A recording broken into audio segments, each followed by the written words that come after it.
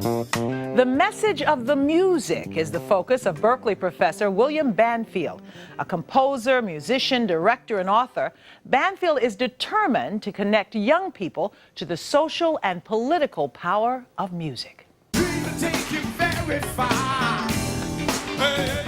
We came to our musical consciousness in the 70s, being birthed out of the, being born in the 60s, but being young musicians in the spray of Earth, Wind and Fire and all the middle 70s stuff through the 80s and the 90s. A lot of your music was certainly impacted by changing times. How did that affect you?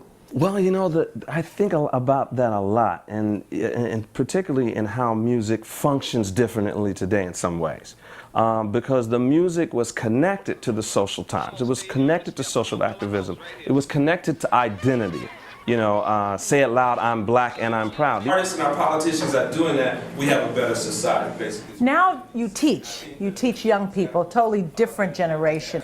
I mean, are they connected to some kind of social movements? They are. Oh, they are. They are. But the market has changed. And the way in which the market values and markets music has changed. So the cultural forces that define music and music culture are very different. The idea is to produce music, not to produce a production, not to produce a commercial product that just spins itself out in the commercial field to do nothing but spin itself out in the commercial field. I mean, the idea is to get back to the meaning of music, and I think that's my thing.